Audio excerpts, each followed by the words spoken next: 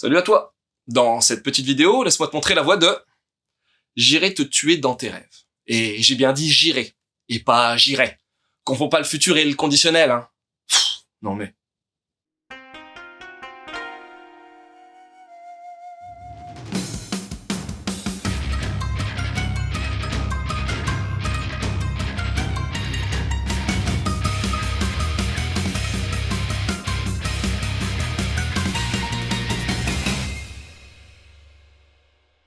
Histoire.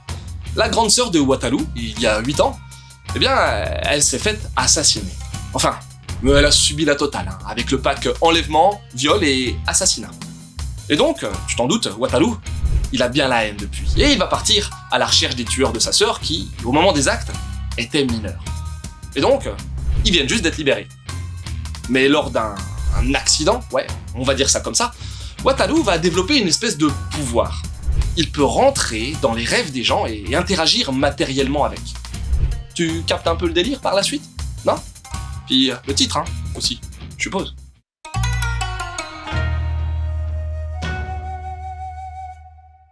Tu veux des infos?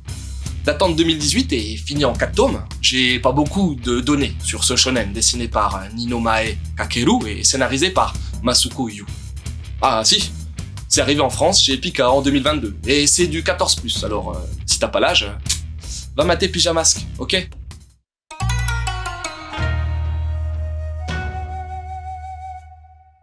Mon avis?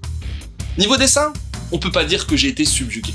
J'aime pas des masses le travail sur les ombres, et pour moi, ça manque de détails. Au niveau des yeux et le découpage, je l'ai pas forcément trouvé super prenant non plus. Et si en plus je te dis que l'humour a pas marché sur moi, et pourtant le fil narratif de la traque fonctionne bien. La vengeance, le délire avec les rêves, toute la bassesse humaine. Franchement, sur une série en 4 tomes, ça peut quand même valoir le coup de s'y intéresser.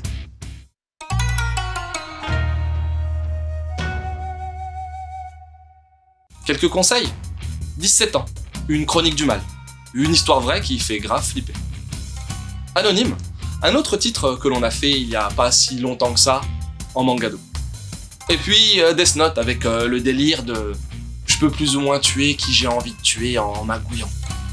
Ben voilà, c'est terminé, j'espère que cette petite chronique t'aura donné envie de lire « J'irai te tuer dans tes rêves », j'irai et pas j'irai, hein. Je te laisse et continue de suivre la voie du manga.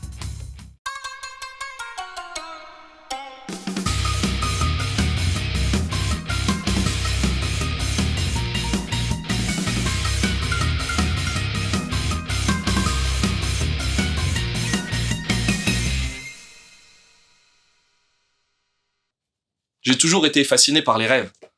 Bon, j'ai pas trop envie de tuer dans les rêves, moi c'est plutôt l'envie de pisser que j'ai.